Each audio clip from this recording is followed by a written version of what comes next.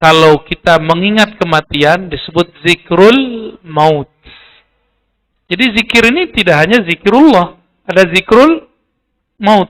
Zikrul maut ini akan membuat kita terkondisikan untuk zikrullah. Nah, ini hebatnya. Ya. Ada lagi zikir yang lain. Zikir muhasabah. Zikir muhasabah itu mengenang kesalahan kita dan merasakan kehinaan kita di hadapan Allah. Oh, nanti kita merasa hina terus Pak di hadapan Allah. Assalamualaikum warahmatullahi wabarakatuh. Assalamualaikum. Kita sering berselawat ya Ustaz. Nah, dalam membaca selawat ini yang kita ingat itu apakah Nabi Muhammad yang lahir di Mekah ataukah nurnya yang kita ingat dalam berselawat? Yang kedua, bagaimana zikir yang bagus atau zikir yang benar, karena Allah sudah mengingatkan banyak orang yang berzikir hanya mendapatkan lelah dan capek. Tolong diberikan penjelasan. Terima kasih. Assalamualaikum warahmatullahi wabarakatuh. Ya, terima kasih. Bisa, ya. Oh ya. Nah, ini adab kepada Nabi Pak ya. Nabi Muhammad yang berkubur di Madinah itu sama dengan nur Nabi Muhammad. Jangan seperti beberapa kelompok kebatinan yang mengatakan bukan Muhammad yang dikubur di Madinah itu. Wah, itu suul adab Pak. Kalau dia wali batal kewaliannya langsung. Ya, kalau dia wali batal langsung kewaliannya. Suul adab. Ya. Emang beda Nur Muhammad sama yang dikubur di Madinah itu? Sama. Dia juga. Ya. Yang lahir di Mekah itu dia juga. Apa dalilnya? Hadis Imam Darimi ketika Sayyidah Aminah melahirkan Nabi Muhammad, beliau mengatakan, "Ra'aitu nuran." Aku melihat nur nembus sampai kepada kerajaan-kerajaan di Rum, di Persia. Itu hadis Darimi, hadisnya sahih. Versi saya sahih, tapi versi sebelah nggak sahih. Ya. Imam Darimi ini teman Imam Bukhari. Nur, jadi itulah puncak nur itu, Nabi Muhammad SAW. Beliaulah nur yang Allah kemudian lahirkan dari rahim Sayyidah Aminah. Ya. Fisiknya disiapkan oleh Allah dari surga. Ya, maka setiap malam diberikan buah-buah surga oleh Sayyidina Jibril. Jadi dia juga Pak. Bedanya nur itu hakikatnya. Nabi Muhammad bin Abdullah itu adalah jisim zahirnya. Ya. Jadi hindari kalam-kalam itu Pak ya. Cukup malam ini kalam itu terkalamkan ya. Saya dulu waktu ngaji waktu kecil, ngaji ilmu-ilmu hakikat, itu beberapa yang ngaku ahli hakikat ngomong begitu. Dan itu batin saya nolak langsung.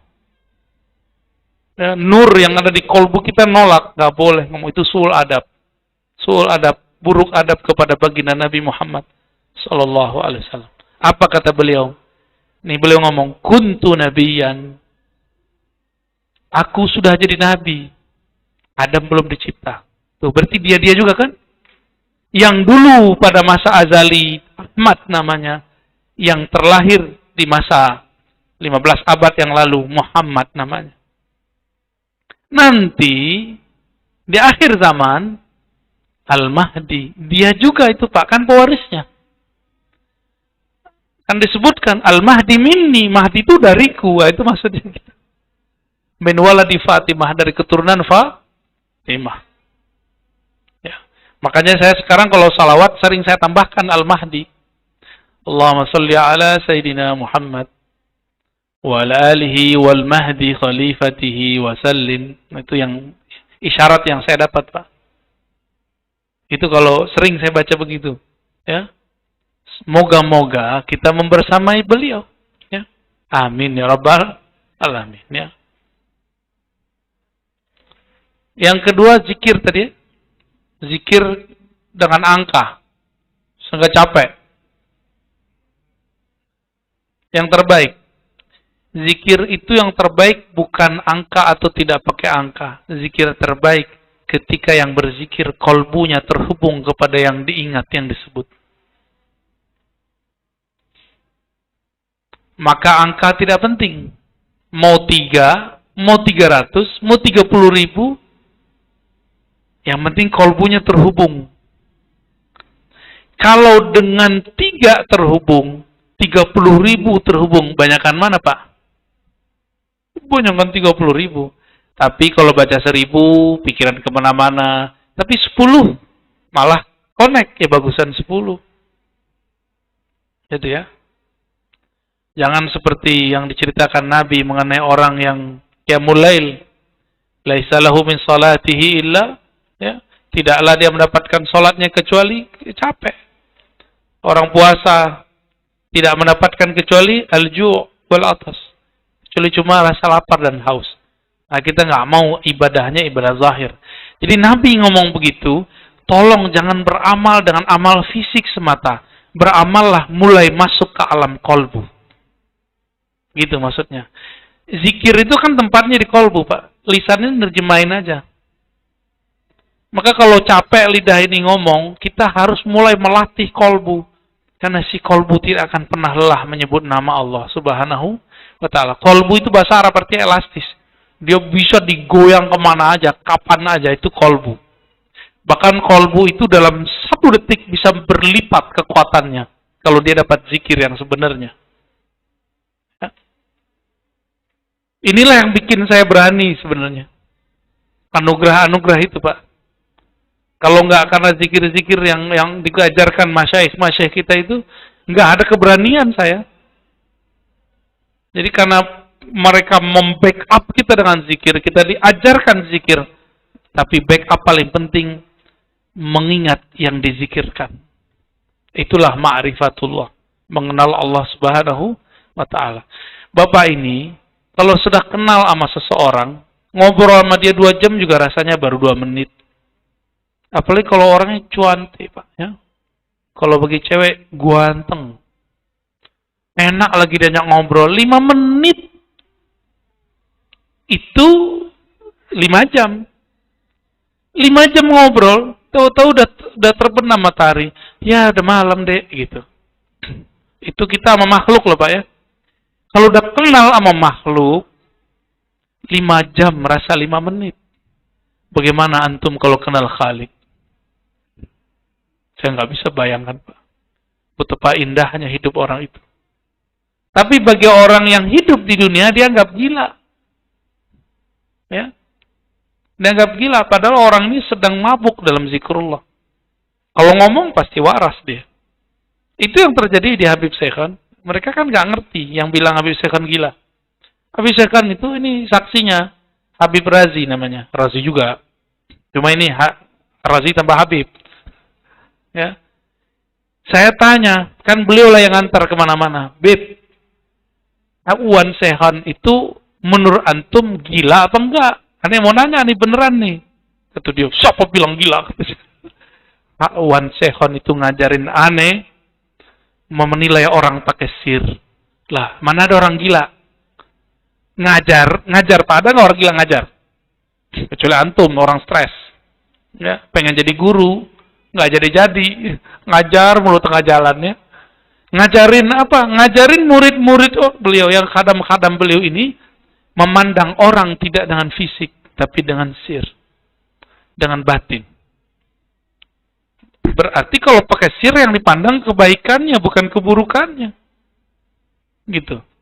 Itu Habib Razi itu, ya, yang suaranya bagus. Ahli sholawat. Bukan 1-2 orang yang saya tanya, itu udah banyak. Dan saya juga ketemu beliau, ya. Normal, orang biasa, ya. Cuma biasa ngelakon orang mabuk cinta, ya. Iya, langsung saja saya nanya. Baca surat 47 di ayatnya, ayat 4 akhir, di situ dikatakan bahwa Allah itu tidak akan bagi di jalan Allah. Kemudian saya lupa, ini saya baca aja. Allah itu memberi petunjuk kepada mereka yang mereka dan memperbaikinya. Nah, saya memahaminya. Yang sebetulnya ini adalah terjadi pada mimpi saya ketika ketemu Buya. Saya terjaga, putus. Maka pada kesempatan ini saya Sambung. Ya. Baik. Kalau mimpi ketemu orang yang masih hidup, yang orangnya kita anggap baik, Bapak anggap saya, mungkin Bapak anggap saya baik, Pak. Alhamdulillah. Saya ini banyak dosa, Pak. Ya. Nih, antum jangan nilai saya ini sempurna. Saya ini banyak dosa. Dan saya tahu dosa saya sendiri. Ya.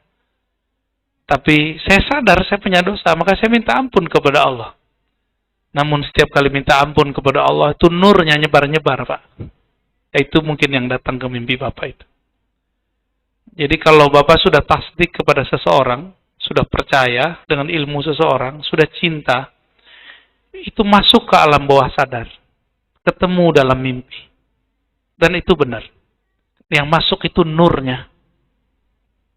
Dan Bapak baru satu dari sekian orang, dan banyak sebenarnya Pak, yang mengalami itu dengan guru-gurunya. Ya, saya mengalami dengan guru-guru saya. Guru saya yang hidup ataupun sudah meninggal.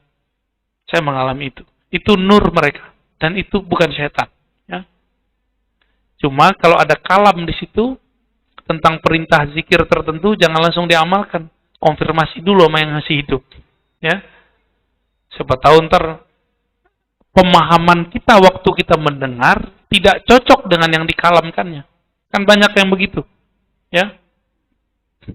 Sebagian ulama kita menganggap bahwa tidak hanya nabi yang bisa yang tidak bisa diserupai oleh setan, wali juga. Cuma saya nggak sepakat. Wali juga bisa, Pak, diserupai oleh setan. Apalagi ulama, apalagi orang kayak saya nih, yang nggak jelas nih ya. Kira-kira begitu, Pak. Sering-sering baca doa, baca Fatihah. Ya. Oh, kalau tidur itu pakai wudu. Ya. Dan Nabi mengatakan orang yang tidur dengan wudu, ruhnya Allah terbangkan ke alam malakut. Maka Bapak ketemulah sama orang yang Bapak sukai, Bapak cintai di situ. Di antara ulama ataupun wali. Itu sebenarnya rahasianya ya. Hadisnya ada itu. Hadis Imam Ahmad seingat saya. Jadi orang kalau tidurnya dalam keadaan suci, itu ruhnya nggak ada yang menghambat. Dia lepas. Tapi kalau antum tidur dalam keadaan membawa dosa, belum tobat, bawa kesel, habis tengkar sama suami istri gitu ya. Tidur, itu ruh terpenjara, nggak bisa ngapa-ngapain Pak. Dia tersiksa itu. Makanya sebelum tidur lepaskan semua, biar ruh kita terbang. Disitulah kita bisa ketemu wali-wali Allah. Ya. Syukur-syukur ketemu Nabi Allah, Nabi Muhammad sallallahu alaihi wasallam. Ya. Nah, yang baru Pak. Ya, yang mana lagi? Ayat. Orang-orang yang berjuang fisabilillah tidaklah Allah sia-siakan. Maksudnya apa? Kalau orang yang tidak berjuang fisabilillah, itu Allah cuekin aja Pak. Karena dia tidak pernah memperjuangkan Allah. Maka orang-orang yang diperhatikan oleh Allah di dunia dan di akhirat, di alam barzakh, itu hanya orang yang berkorban hartanya, jiwanya, waktunya untuk Allah Subhanahu wa ta'ala. Itulah cara cari perhatian kepada Allah Subhanahu wa ta'ala. Apalagi caranya? Kalau Bapak bukan seorang syuhada, orang yang berjuang, senangilah kekasih-kekasih Allah. Pemimpin kekasih Allah siapa? Baginda Nabi Muhammad SAW. Nabi karena beliau sudah wafat, cukup disolawatkan. Tapi pewarisnya kan belum wafat. Ya. Kalau mereka hidupnya susah, Bapak bantulah. Mereka lagi berjuang bikin pesantren, bantu. Mereka senangnya apa? Senangin hatinya. Jika kolbu kekasih Allah itu senang sama kita, Allah lihat ada nama kita di kolbunya, Allah akan cinta kepada kita. Apa kata Allah? Oh, ini pembantumu ya, ansormu ya, hawariyunmu ya. Itulah kalam Sayyidina Isa ketika mengatakan, Man ansori ilallah. Siapakah yang membantuku kepada Allah? Lalu berkatalah para hawariyun, Ya Allah, kamilah. Wahai Sayyidina Aisyah, kamilah pembantu engkau, kamilah hawari engkau. Hawari itu siap korban apa aja. Maka dari semua murid Nabi Isa, yang jadi murid terbaiknya cuma 11 orang. 12 satu khianat. Satunya Dajjal nyamar. Yudas Iskariot. Dan itu akan terjadi di setiap masa, Pak. Ada orang ngaji, ntar ada yang nyamar satu. Ada yang khianat satu. Begitulah terus. Semoga kita terjaga ya. Amin ya rabbal alamin. Semoga kita termasuk yang sidik, yang sungguh-sungguh lahir batinnya sama. Ya. Kita udah ketemu beberapa anak-anak begitu ya. Jadi kita ngomongnya apa? Di luar ngomongnya apa? Tongkarlah 2 zawiyah. Karena si bocah ini. Ntar dia ngomong lagi mau urusin siapa? Tongkar lagi tuh dah. Saya mikirinnya anak benar-benar dipinjem sama Dajjal lidahnya ya. Bikin orang tengkar, bukan bikin ngademin. Perintah di Quran apa? Fa'aslihu baina akhawaikum. Kalau ada masalah, kamu islah. Cari yang sama, jangan bedain. Jangan bilang, Pak Kiai, kamu dibilangin begini sama Kiono. Itu yang ngomong tuh Pak, lugu, nggak sadar apa akibat yang ngomong. Ya. Nah, jadi antum kalau bener nih berjuang fisabilillah, egonya dihabis-habisin. Egonya dihabis-habisin. Ya. Siapa tadi? Ya, fadhal. Ibu terakhir ya. Assalamualaikum warahmatullahi wabarakatuh. Assalamualaikum warahmatullahi wabarakatuh. Mohon penjelasannya Pak Ustadz mengenai Assalamualaikum tadi. Kalau kita Assalamualaikum dengan tembok itu kan tidak waras. Mengenai orang tua saya suka mengajarkan apabila masuk rumah itu mengajarkan harus Assalamualaikum. Itu Bagus. maksudnya bagaimana Ustaz? Iya. Waalaikumsalam warahmatullahi wabarakatuh. Iya. Di dalam kitab Syifa Imam Qadhi Iyad itu disebutkan adab masuk rumah. Itu tentang kehidupan Nabi. Disarikan dari hadis-hadis Nabi. Jika engkau, kata Imam Qadhi Iyad, dinukil dari kalam ulama, masuk ke rumah yang kosong, ruang yang kosong, bacalah Assalamu alaina wa ala ibadillahis shalihin. Oleh guru saya ditambahkan, penghulu alam semesta kan Nabi Muhammad. Salam dulu ke Nabi Muhammad. Assalamualaikum ya ayuhan Nabi warahmatullahi wabarakatuh. Baru Assalamu alaina. Kenapa? Karena di situ pasti ada jin. Mau saya kasih tahu Pak, jin tinggal di mana? Jangan, ntar antum takut. Jangan ya. Ada tempat-tempatnya di sekitar rumah kita dan dia nggak ganggu kok. Ya. Cuma kalau antum ambil makanannya dicekek ntar malam. Ya, belakang Ibu. Paham ya? Oke, terakhir silakan. Assalamualaikum warahmatullahi wabarakatuh. Assalamualaikum. Saya Siti Soleha. Mohon Buya penjelasannya mengenai zikir dan wirid, apa bedanya? Baik. Assalamualaikum. Assalamualaikum. Sebenarnya pembahasan ini next tentang zikir dan wirid, tapi versi Wahabi ya. Nanti versi kita ya. Apa beda zikir dan wirid? Zikir itu artinya menyebut-nyebut, itu level 1. Yang kedua mengingat. Setiap kali kita menyebut nama Allah, itu disebut zikrullah. Kalau kita mengingat kematian, disebut zikrul maut.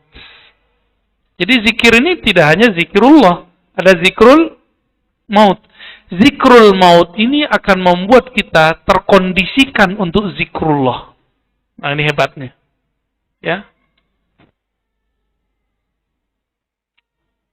Ada lagi zikir yang lain. Zikir muhasabah. Zikir muhasabah itu mengenang kesalahan kita dan merasakan kehinaan kita di hadapan Allah. Oh, nanti kita merasa hina terus Pak di hadapan Allah. Orang begini cepat dapat nikmat zikir. Jadi kenapa nih kita susah menikmati zikrullah? Satu aja sebabnya. Karena jarang muhasabah. Karena jarang muhasabah, masih merasa diri ini mulia. Masih merasa diri ini spesial. Masih merasa diri ini suci. Akhirnya mental lah itu zikrullah. Ya. Jadi berzikirlah dengan membawa rasa, ya Allah, aku ini hina. Terimalah zikirku. Gitu. Zikir ini kalau sudah diamalkan berturut-turut, rutin setiap hari, setiap pagi, sore, setiap malam, maka dia berubah, naik pangkat, namanya wirid. Atau aurad. Bukan aurat. Kalau aurat, yang nggak boleh kelihatan. Ini aurat, pakai dal. Jamak dari wirid. Wirid itu zikir yang sudah berbuah. Sehingga kalau ditinggalkan kita merasa ada yang kekurangan. Nah, ini ciri-ciri antum sudah punya wirid. Udah punya wirid belum? Kalau nggak witir malam-malam, kayaknya aneh gitu. Berarti witirnya sudah jadi wirid. Kalau nggak baca kulhu habis sholat, kayaknya aneh. Berarti kulhunya sudah jadi wirid. Kalau nggak nelpon si doi, nggak ngecek gitu ya, kayaknya ada yang kurang hidup. Berarti buka Instagram, Facebook, sama YouTube sudah menjadi wirid. Al-wirid al-yutubiyah. Torikotnya baru. Mursyidnya banyak. Ya. Waduh, gawat itu ya. Wirid itu adalah zikir yang sudah berbuah. Nah, buahnya itu namanya warid. Apa namanya? Warid. Maka ciri-ciri orang yang sudah dapat warid, dia istiqomah zikir. Gitu. Kak Imam Notoilah mengatakan tidak adalah warid. Tidak adalah wirid kecuali karena warid sudah turun. Jadi duluan mana turun, warid atau wirid? Warid dulu. Allah kasih hadiah dulu. Apa hadiah terbesar kita? Bukan sakti, bukan tenang, bukan bercahaya. Hadiah terbesar, Allah mengizinkan lidah yang kotor ini menyebut namanya yang mulia. Itu wirid, warid yang terbesar. Allah itu namanya, kalau diturunkan ke gunung, hancur gunung. Sekarang antum baca, kok nggak hancur-hancur? Karena nggak kenal sama yang disebut. Coba kalau kenal, sebut namanya langsung gemetar kita. Ya. Karena kita nggak kenal. Maka disebut di Quran, manusia itu jahula. Sebenar-benar jahil. Ini nama agung, dia sebut-sebut, dia nggak bergetar juga. Ini belakangan ada berita ya. Media asing ngomentarin azan di negeri kita. Lah urusan apa ini? Itu urusan kita. Dan emang khas negeri ini, apa aja diumumin lewat speaker. Itu di tetangga saya Pak, tetangga komplek. Orang arisan pakai mic. Stres juga kita dengarnya awal-awal pindah ya. Belum lagi yang solawatan suaranya Masya Allah menyiksa. Suaranya nyiksa, tahu nggak? Kalau di Turki, orang nggak diizinkan megang mic kecuali suaranya enak didengar. Nggak mesti bagus, enak. Oh, ntar pada mundur nih kayaknya nih. Diseleksi Pak, orang yang mau azan, yang membaca Quran, orang jadi diseleksi di sono. Kita kan main hantam-hantam aja ya. Nah, makanya saya sarankan biar orang-orang nggak tersiksa sama suara kita, ya suaranya yang bener dikit lah. Maka masjid-masjid yang sudah mencarikan muazin-muazin yang bersuara enak, ya, barakallahu fikum ya. Tinggal muazinnya ikhlas apa enggak? Ikhlas itu bukan berarti nggak dapat honor. Ikhlas itu antum azan karena honor atau karena Allah, udah sederhana aja. Ya. Halas ya, udah 19.26. Ada lagi 4 menit. Saya rasa cukup ya. Habis ini kita masih mau lanjut di Darul Falah ya. Jadi aneh izin langsung. Habis sholat, mohon nggak usah musafahah, aneh langsung jalan ya. Ya. Nanti nggak ikut doa mantum. Ya, langsung jalan aja. Karena habis itu balik ke kajian hikam Bintaro. Jadi bentar-bentar aja. Demikian lebih kurang Bapak Saudara sahabat karena Allah, semoga kajian ini diridai Allah. Mohon maaf saya agak kurang fit. Tapi antum kayaknya fit semua ya. Kok nggak ada yang tidur gitu? Ya, sebulan sekali soalnya. Wassalamualaikum